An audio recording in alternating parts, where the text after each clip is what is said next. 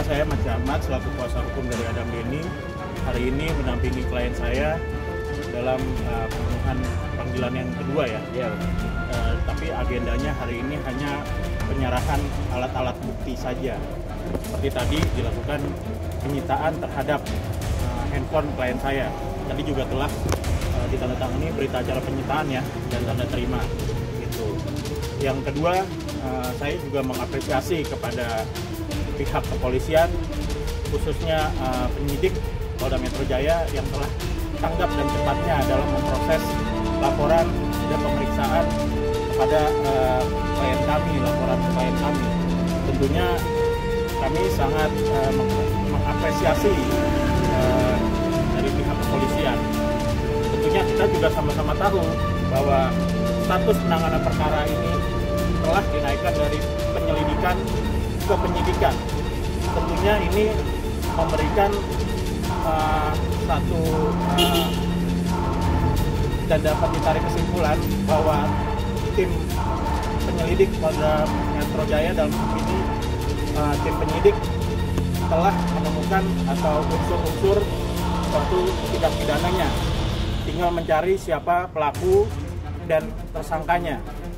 Tentunya dalam hal penyelidikan dan penyidikan tentunya berbeda ya, dimana dalam nantinya penyidikan tentunya ada upaya paksa dan adanya dalam terhadap terlapor ya, seperti yang diatur dalam KUHP pasal 112 ayat 2 seperti itu.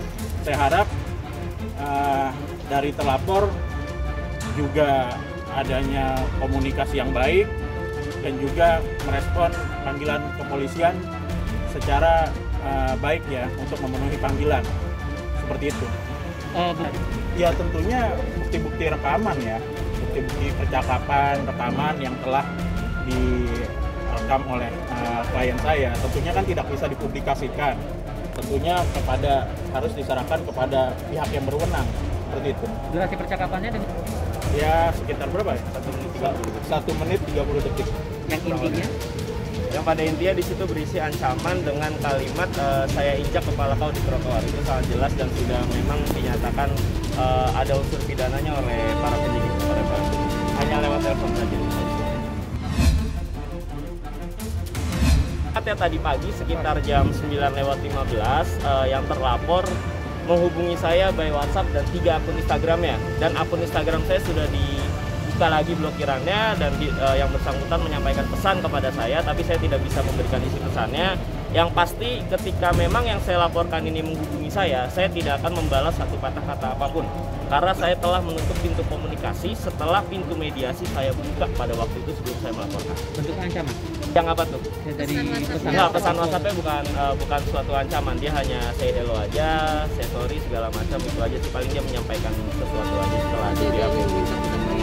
Iya betul. Nah berhubung dia selalu me-WhatsApp saya kayak gitu, saya tidak akan membalas, tidak akan membuka permintaan maaf lagi, tidak ada kata damai karena kasus ini sudah bergulir dan yang bersangkutan memang menantang tadi hukum. Ya udah kita lanjut. Udah, tapi tetap ya saya tidak akan membuka pintu komunikasi dan Dan kembali lagi kan kalau untuk berdamai kan harus kedua belah pihak. betul. Dan saya harap yang terlapor sebagai tokoh ya, tokoh yang mempunyai follower banyak atau pengikut yang banyak harus memberi contoh kepada masyarakat. Apabila dipanggil kepolisian harus datang. Dan itu kan sebagai warga negara yang baik juga. Saya percaya juga kok pihak terlapor akan datang. Apalagi kan ini udah naik ke penyidikan ya. Ada upaya paksa dan adanya hal itu. Saya harap harus datang. Tapi jaring Yang komunikasi langsung dari pihak terlapor, langsung komunikasi pribadi cara saya melalui nomor pribadi. berarti setelah ancam Tidak diwakilkan, betul. berarti tadi pagi. Ini udah yang kesekian kalinya.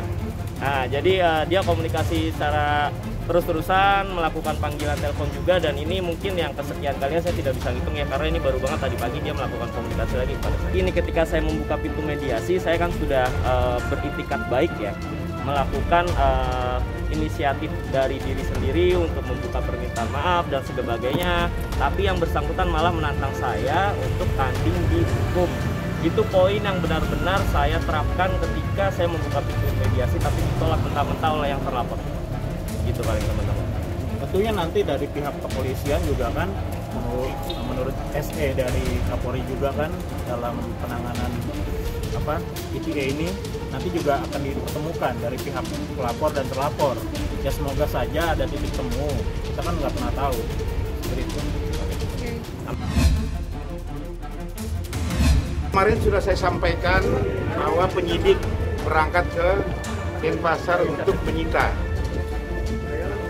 barang bukti yang terkait dengan adanya laporan saudara Ade kepada saudara J. Gelar perkara sudah kita lakukan, dari tingkat penyelidikan sudah memenuhi unsur untuk naik ke tingkat penyidikan. Di sana penyidik juga sudah memeriksa saudara J sebagai saksi sementara ini, karena ada dugaan di pasal 335 dan juga di Undang-Undang ITE. Penyidik sudah kembali, nanti kita sambil menunggu perkembangan selanjutnya, hasil penyidikan dan beberapa saksi-saksi lagi yang harus kita lakukan pemanggilan karena sudah naik ke tingkat penyidikan. Sudah saya sampaikan melalui penyidik bahwa dia mengaku bahwa dia sakit, kurang sehat. Dia kurang sehat, ada sedikit penyakit yang memang tidak bisa untuk vaksin.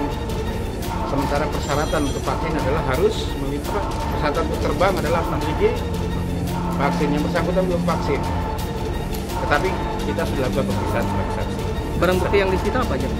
Handphonenya, Mas. Oh, handphonenya jadi. Ya, oke. Kalau riwayat penyakit saya kurang tahu ya. Kemungkinan riwayat penyakitnya ini tidak dapat memenuhi persyaratan untuk melakukan penerbangan. Karena persyaratan untuk melakukan penerbangan saat ini adalah vaksin, swab, dan beberapa surat tambahan lagi untuk melakukan perjalanan. Jadi yang bersangkutan tidak memenuhi salah satu persyaratan itu.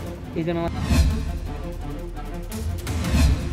Dari saya pribadi menanggapi status orang yang saya laporkan ini kasusnya sudah naik ke tingkat penyidikan, ya saya sangat bangga dan mengapresiasi kinerja dari tim penyelidik dan tim penyidik Polda Metro Jaya yang pastinya ya, karena memang saya hanya masyarakat biasa yang menggunakan hak saya untuk menuntut keadilan untuk menyelesaikan masalah ini, dan alhamdulillahnya ya udah status sudah dinaikkan ke penyidikan. Semoga saja proses ini akan tetap berjalan sesuai SOP dari pihak kepolisian. Komentar saya paling ya memang dimaklumi saja karena yang terlapor ini mempunyai riwayat penyakit sehingga tidak bisa datang ke Jakarta. Jadi mau tidak mau tim penyidik yang jemput bola ke Polda Bali, dan kebetulan tim penyidik sudah sampai lagi ke Jakarta hari ini. Bukti yang lain sudah ketika panggilan pertama. Untuk saat ini bukti yang saya serahkan memang hanya satu buah handphone untuk dilapor ke tim puslapor dari Polda Metro. Pesanan, kasus ini pesanan gitu maksudnya ya. Ya dicari aja lah siapa yang pesen, soalnya memang ini saya kan berdiri sendiri, tidak ada pesanan-pesanan dari siapapun karena memang saya tidak kenal dengan siapa-siapa. Yang dimaksudkan pesanan itu saya juga nggak mengerti gitu loh. Itu paling sih kalau tanggapan dari saya.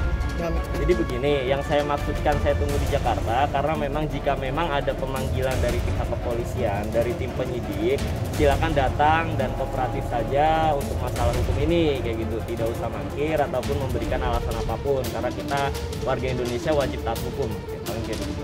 Kalau kesalahpahaman ini tidak ada kesalahpahaman karena memang yang bersangkutan ketika saya membuka pintu ya, karena yang bersangkutan saya ketika membuka pintu mediasi memang yang bersangkutan yang saya laporkan saat ini menantang saya untuk tagih hukum.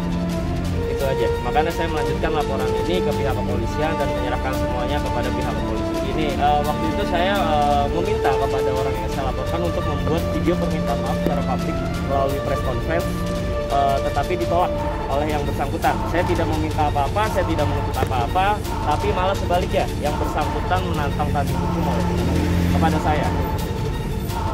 Agenda selanjutnya mungkin nanti ada pemeriksaan saya ke rumah sakit, nanti dijadwalkan oleh tim penyidik Polda Metro Jaya, mungkin kemungkinannya sih minggu depan. Iya, pemeriksaan oleh ahli psikiater itu akan dijadwalkan oleh tim penyidik, insya Allah sih minggu depan ya, saya dapat info ya tadi. Iya, betul. Memang seperti itu untuk mengecek kondisi saya bagaimana ketika awal menerima ancaman, itu nanti biar ahli psikiater yang menentukan.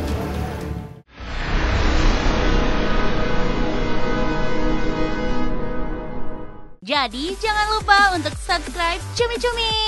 Ditekan ya tombol lonceng merahnya.